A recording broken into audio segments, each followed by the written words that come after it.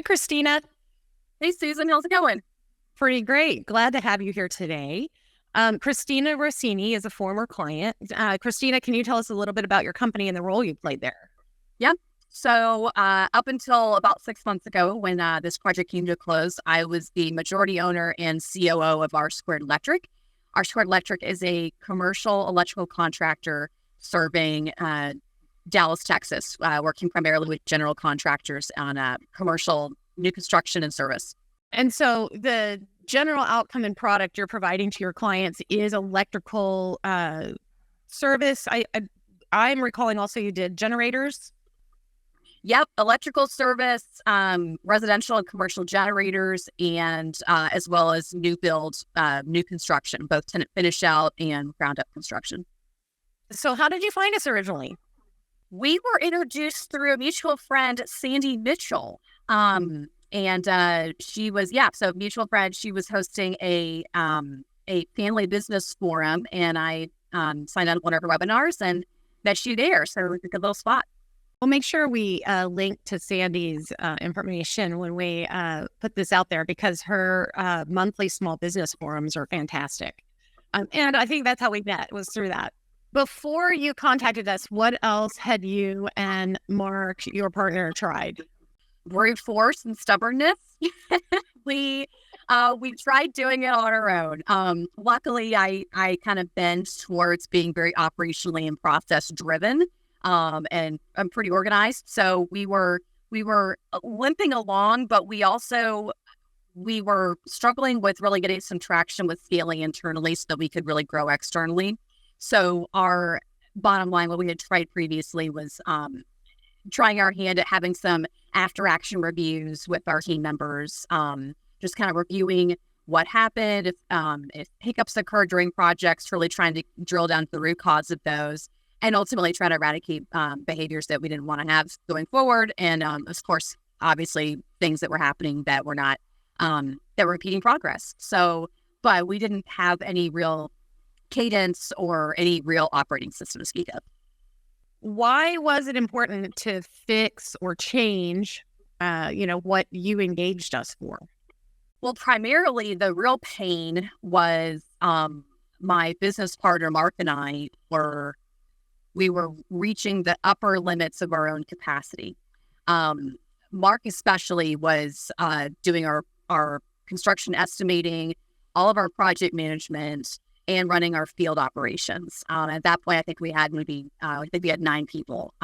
So he was really getting tapped out. I was running dispatch and scheduling and doing all customer relations and invoicing and all of our own internal non-field related operations and HR. So, and finance. So like we were each doing like 6 jobs or thereabouts. And so we were just getting scratchy thin. We knew that there were better ways to do it, but we were starting to just be at max capacity, and we knew that we were the bottleneck, so we didn't want to have that. This is the traditional story of the small business owner or partners, where you're doing all the things and you don't have time to focus on the big things. You're just so stuck in all the little things. Totally. And it feels like, well, there's no one else here to do these things, so we have to, but then reminding ourselves, well, it won't always be this way, but then when the heck are we going to stop and actually like change the situation? So also we were totally in that trap. So what's the first thing Beyond the Chaos did to help you, or that we did together, and how did it make you feel? Well, so the first thing Beyond the Chaos did was work with us for a full month to really get a true audit of what we were doing in the company, like who was responsible for what. I think we gave y'all an org chart, or at least kind of talked it through.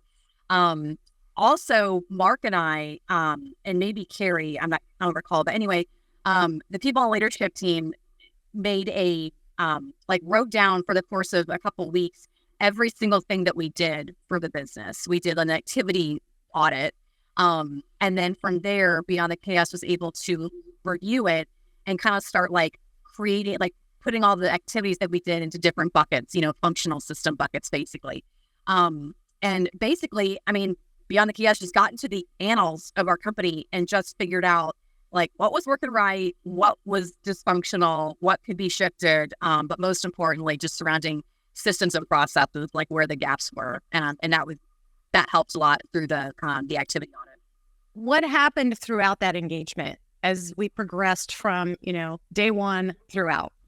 Let's see here. I think we worked together for 3 or 4 month engagement. It was meant to be a short-term engagement just to kind of give us like the jolt that we needed to really start so we could maintain ourselves. So the first month was understanding how we operated.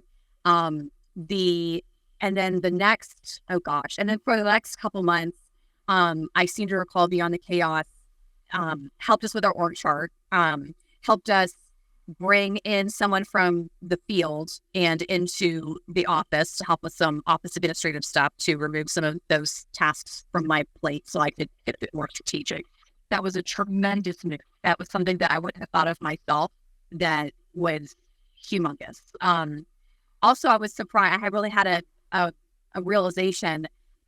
My judgment was that it was going to be harder to train this man that we brought in from the field to be in the office. I thought it would be much harder and more laborious and take longer to train him to do parts of my job than it actually in reality really ended up taking. So that was a great, had to be wrong about that. And of course, Beyond the Chaos also made some recommendations of some like tactical, tangible systems and software that we could use. Specifically, we were kind of chaotic in terms of like there was way too many phone calls and text messages happening throughout the whole company every day. It was nonstop, but it was extremely It was interrupting the flow of business. And so part of the action plan that BTC recommended was streamlining channels of communication to have appropriate communication. So for instance, we started leaning really heavily on Microsoft Teams for chats instead of text messages and phone calls.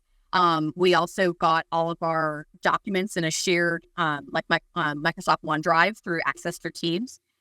So we had a shared body of work that we didn't have to be constantly emailing stuff back and forth to each other. It was all obviously in a shared file system. And we also started getting on Asana for task management. I use that in my personal life as well. I use it a lot. And so anyway, we got to being able to create some organization there, and we were able to just manage our tasks and assign tasks to certain people, and even like take meeting notes that way too. Susan also got me off of a paper day planner and paper note taking. Thank you very much. And so all of my life and notes is on Asana and has been for about 1.5 years now. That's fantastic. I vaguely recall there was also field service software that was included in this, right?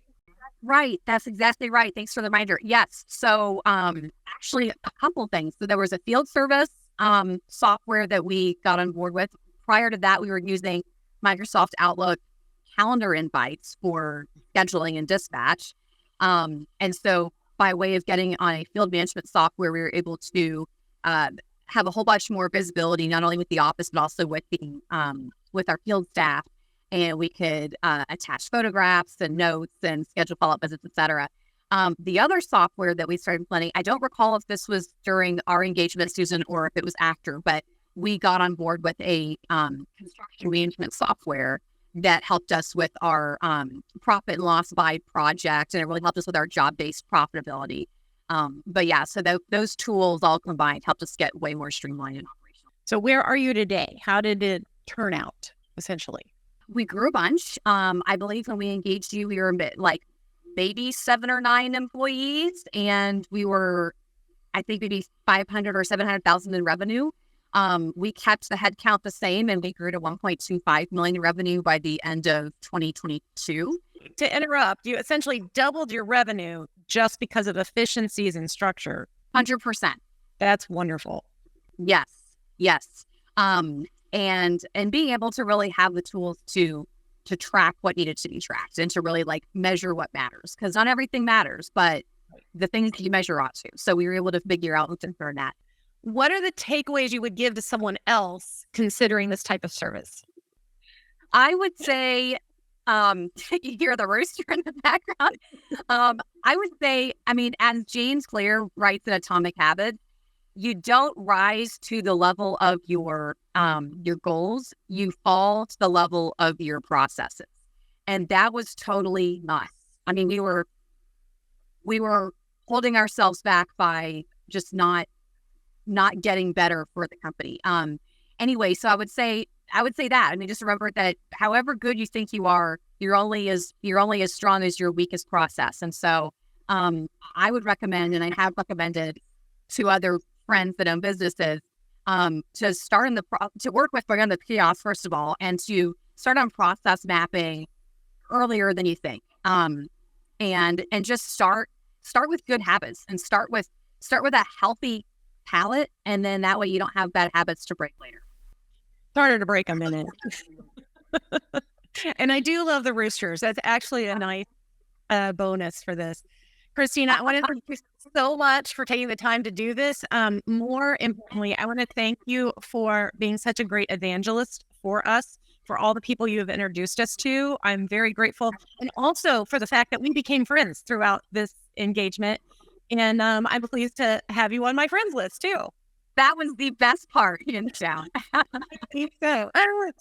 All right. Thanks, Christina. Again, we appreciate it. Have a wonderful day. You too, Susan. Thanks. Bye.